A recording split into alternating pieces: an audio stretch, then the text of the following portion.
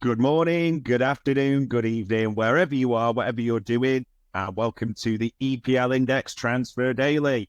It's Wednesday, the 21st of August, ladies and gents. There really is not that long left in the transfer window, and things are manoeuvring. It almost feels like a domino effect could really sort of come in, and then just think moves will start happening. But they are starting to happen, aren't they? And one that sort of could knock a few dominoes on.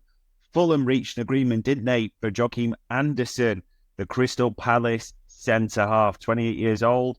The deal is 30 million, including add-ons. So that looks like it's going to happen. All parties are working to finalise that deal, according to David Ornstein. Now, this asks loads of questions about Mark Guehi, because you can't visualise Palace letting both first-choice centre-halves go by any means. So there's all questions, and this Newcastle transfer's dragged, hasn't it? And now you're wondering what's going to happen. And at which point, David Ornstein's story, the last of the night, was that Newcastle are looking at alternatives, aren't they? That they're looking at Edmund Tapsoba, Bayer Leverkusen, and also Axel Desai at Chelsea. Which also leads us on a little bit to Joe Gomez, because there's a lot of reports that a lot of clubs in Chelsea were in for Joe Gomez yesterday, so that's a possible one. Newcastle also had the deal lined up, didn't they, with Anthony Gordon going to Liverpool, Joe Gomez coming into them, so you do wonder as well if that could be revisited. That's what I mean. There's so many dominoes you just wonder about at the same time. Chelsea, got a million things we could say about Chelsea. However, they are set to do the João Felix in, Conor Gallagher out, so the switch around with Atletico Madrid. Conor Gallagher again flew to Madrid late last night. João Felix did his medical, so he's expected to sign somewhere around 44.5 million and a 7-year contract. So, yeah, that is expected to get done.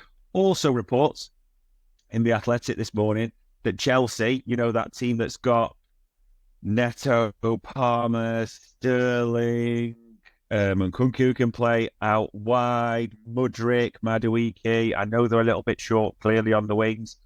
The Athletic has them that they might make a late move for Jadon Sancho, because that's just what they need, apparently, another left or right winger. So, yeah, we'll see if that one comes to anything. Liverpool also look like they are busy both ways. Relevo and various Spanish reports said they have submitted an improved offer, is expected to get done somewhere around £34 million for Mamardashvili, the Georgian keeper. And again, he would stay at Valencia for a season and then potentially move to Anfield. So it looks like Liverpool might get their first business done, even if not immediately. They've also got another outgoing. Richard Hughes, their sporting director, does seem good at those, doesn't he? So following Fabio Carvalho, Sepp van der Berg. Now, apparently the reports suggest Liverpool have accepted 2 offers for the player. One from Bayer Leverkusen and one from Brentford, who they sold Fabio Carvalho to. So now the player will make his decision in the near future. United fans, you might be getting what you want, because apparently, according to Telegraph, PSG have offered you a chance to sign Ugarte on a season-long loan, but then with an obligation to buy, almost delaying the payment, isn't it, by a year, which will probably be exactly, with United's financial situation, what they're looking to do. And they've also sold Pelistri, haven't they, for about £5 million to Panathinaikos. That went through yesterday. Also still looking to ship out players, but apparently Burnley are interested in Hannibal, according to The Athletic, the young midfielder there. So don't be surprised if there's more business at United. And speaking of Manchester, one that it kind of did but didn't surprise, just because of the way another club is run. Barcelona are happy to terminate the contract of Gundogan. He wants to leave, and various reports have got that City is going to be his destination. Ilkay Gundogan will end up back on a free at Manchester City. Pep Guardiola, according to these reports, has authorised that. Still trying to sell, speaking of Barcelona and City, João Cancelo, but the problem is, apparently, according to Sport in Spain, his wage demands for Barcelona. I mean, you just couldn't make it up, could you? Gundogan on a free, terminate his contract after a year to go back to City. I think that is just where we are in the transfer window. Speaking of dominoes as well, Brentford were also in for Dara O'Shea. But just like he's going to pick Wolves, isn't he, for around 15 million that Burnley will rake in, according to the Mirror there as well. I think there's quite a few Irish players there at Wolves as well, so it would make sense in that regard. Hence, Brentford made their move for Sepp van der Berg. Also, Forest fans, you could be making a late surge that you're desperately after. You are, according to various reports, set to sign Alex Moreno, the left back at Aston Villa, on loan with an option to buy then, so that'd be an interesting, and Eddie Nketiah. But the issue seems to be, according to reports, that there's the fee involved and at the same time the wages that he would have to be the record earner at the City ground. So we'll have to see on that one. Napoli is still looking at the way, Premier League teams are set.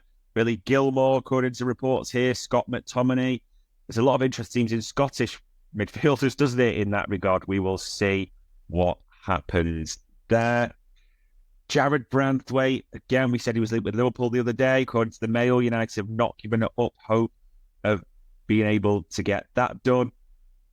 And the final one, with all those reports of Chelsea trying to get players, the Mirror says they're preparing for a clear out, which they hope Chelsea will lead to a £200 million transfer windfall, and are looking to sell 8 players.